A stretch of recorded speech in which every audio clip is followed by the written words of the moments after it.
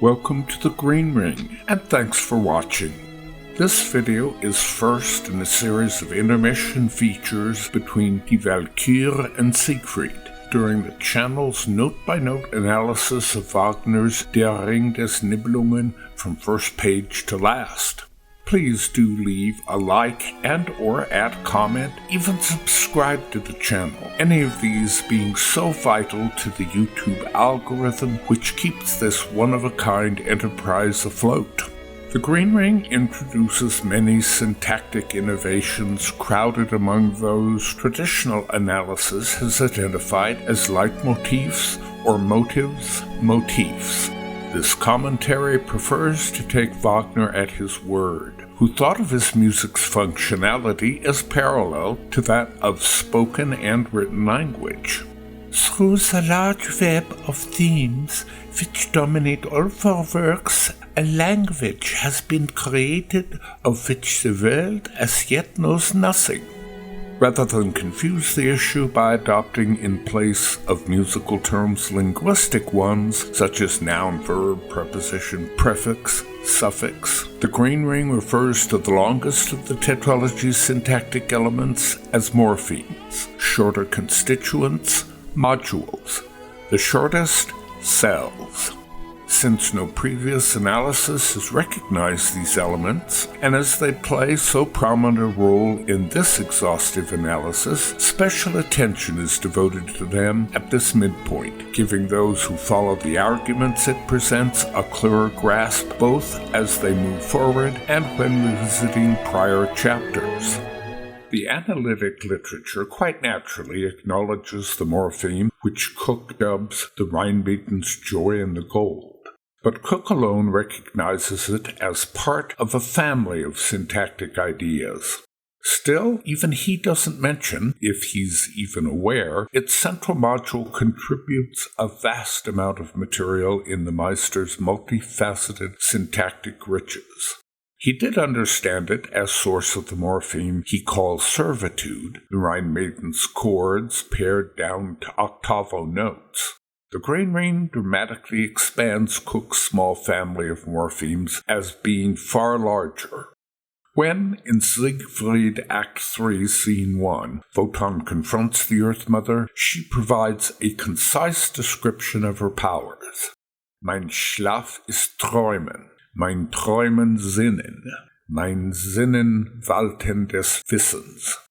Spencer Millington translates this as my sleep is dreaming, my dreaming brooding, my brooding the exercise of knowledge. Porter accepts the first two lines, but prefers my brooding brings all my wisdom for the last.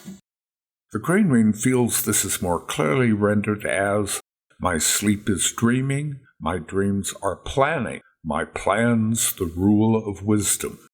Moments later, she directs the god to her Norns for answers to his questions, who says they can only report what's already set in stone. Doch deiner Weisheit denkt ich den Rat wohl, wie so hemmen ein rollendes Rad. The cryptic implications of his odd equivocation about what he wants to know, that rolling wheel, await commentary's examination of that scene. However, taken together, these passages suggest Erda is the ultimate fount from which everything in the ring flows, the only entity with the knowledge and or power to change its events. Soft horns bassoons accompany her last phrase with the key operative text, my plans, the rule of wisdom, with those chords commonly associated purely with the Rheinmaiden's joy, albeit with their harmony mysteriously altered. Based on this, the Green Ring refers to all manifestations of these chords as Erda Chords, their reduction to unisons, Erda chord notes, all their variations marks of the Vala's overarching influence across the epic, an idea she ratifies during her Das Rheingold Scene 4 apparition to warn the gods against possessing the ring. The chords play a pivotal role in Loge's syntax, whom the Green Ring posits is the Earth Mother's foreground representative and facilitator, so, as such, dominates the Tarnhelm produced thanks to his flames, a primal nature force. The chords further explain the Rhine Maiden's joy as a reflection of the Earth Mother, their dark transformation in conjunction with Nibelung's under the ring's slavery, a reflection of her powers at their most ominous. Wotan freezes that energy in Valhalla thanks to his spear robbed from her world ash, and resurfaced in the Siegfried Act 3 interlude. As the Velsung crosses Brunhilde's protective flames, the chords leave no doubt in the mind of this analyst at least. They refer to the Fargod's powers as given him by Erda.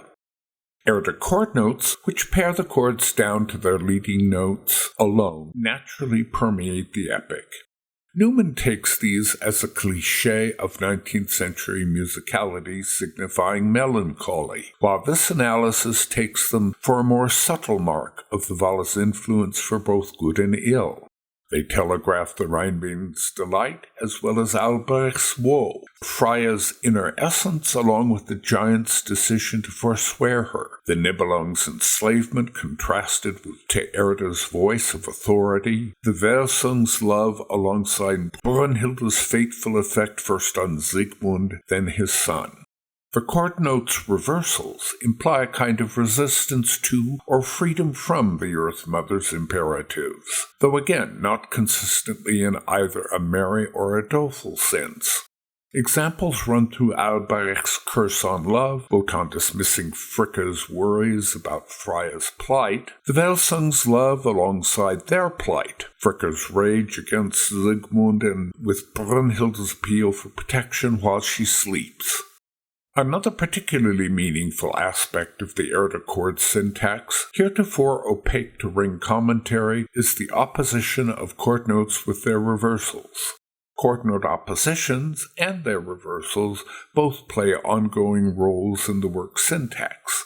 Prominent in the Rhine Maiden's cry and the Earth Mother's power, their most recognized manifestation, their reversal, is a morpheme charted by virtually all analysis, that being the eponymous dragon syntax.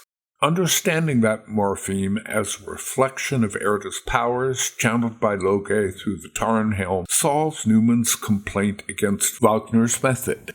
The dragon morpheme doesn't derive its primary association from the dragon shape, but rather Erda's power to alter the world channeled through Loge into the Tarnhelm. Ratifying this conclusion, when Albrecht transforms himself into the toad, the English horn portrays his tiny new shape by twice bleating a chord note opposition, followed by two strophes of the chord notes themselves. This is as far as I'll examine instances of this module until moving forward to Siegfried and Götterdämmerung, where it continues to have a significant impact on the work's syntax. My hope is this short video gives you a more complete idea of what I believe are its associative ramifications. Thank you again so much for watching, and do please hit the like button, leave a comment, and if you found this worthwhile, subscribe for the rest of what will be an epic journey. Any and or all are so important to the YouTube algorithm. Oh, and a little donation to my Patreon account would be a huge help in completing this massive work.